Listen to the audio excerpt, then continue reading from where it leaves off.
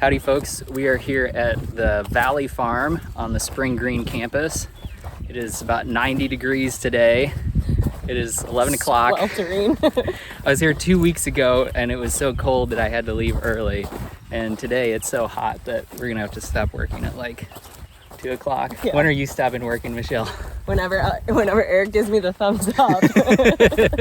Okay, yeah, Michele, do you want to introduce yourself? Hi, my name is Michele. I am the Engagement and Apprenticeship Program Manager for Savannah Institute at the Spring Green campus.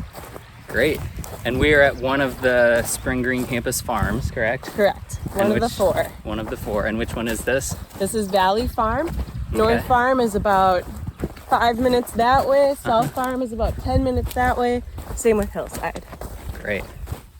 So we're walking through this field. This is like 14 acres that has been planted to hazelnut trees. In between 14 and 20, yeah. Oh, okay. It's kind of a big range.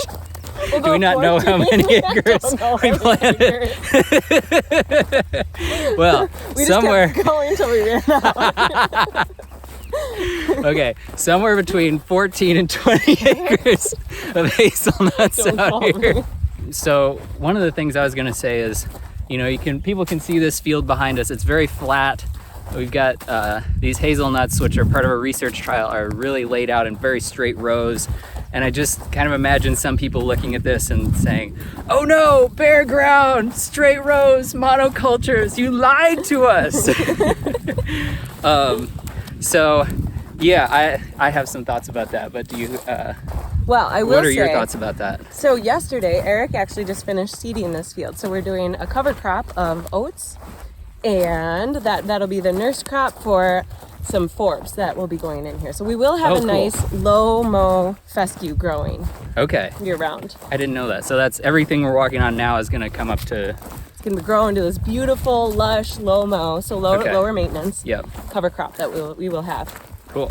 And we will be adding compost and mulch to these hazelnuts. The cool thing about this research project, though, which I also have thoughts about monoculture, but each of these hazelnuts is its own unique variety. Yeah, so one of the things that clicked for me was when I talked to Scott a couple weeks ago. He was like, no farmer would ever raise hazelnuts like this. Like, this is a research trial. We're raising them this way so we can compare them.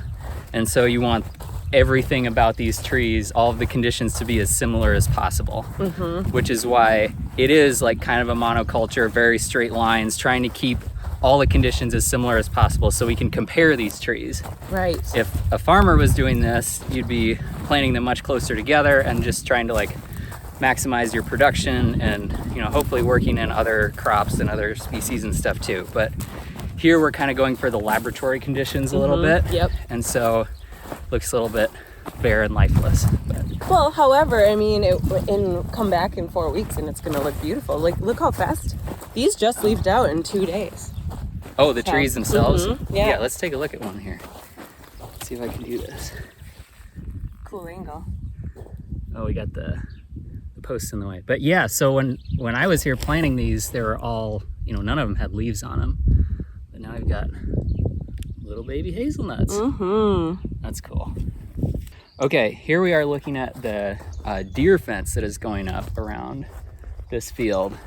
And so this is something I've heard about but have not actually seen in practice. Michele, can you tell us a little bit about this? So this is our 3D deer fencing, and this is quite different because it's temporary. A lot of deer fences that are being put up are, you know, 8 foot, 9 foot tall, and they're permanent. But this is really cool because we can move it at any time. The whole idea behind this fence is that when deer come up to it, the depth perception throws them off, and so they won't know how high and how far to jump, so that'll stop them. And if that doesn't stop them, this will be electrified, so they'll get a little boop on the nose. Right.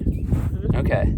So yeah, so this is taking advantage of the fact that deer can jump really high, and so we're not going to fight them on that by trying to beat them with height. We're trying to beat them with depth, which they don't really know how to jump distances very well. Correct. It's also a lot more cost friendly.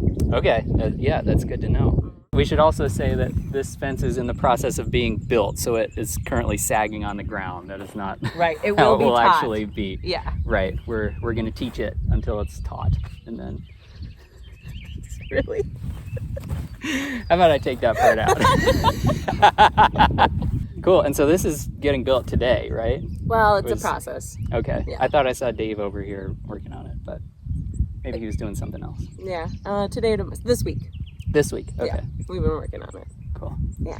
Yeah. So 3D deer fence. Is that what people call it? Mm-hmm. Yeah. I'm sure there are other names too. Maybe, this is the Latin name, and then there are also common names. Okay, we'll leave that joke in there too. I think we're done here. Okay, the main reason we're in here is because it's way cooler than outside. This is the refrigerator? Yeah, this is where we cry in the cooler. This is a good place to come and cry. Yeah. It's much more comfortable. And what are you looking at here, Michelle? So this is really exciting. This is a sneak peek. Sneak peek. Did you hear that, folks? Sneak peek of chestnuts. And if you can imagine, in 80 years, this is going to be bigger than the cooler space we're in.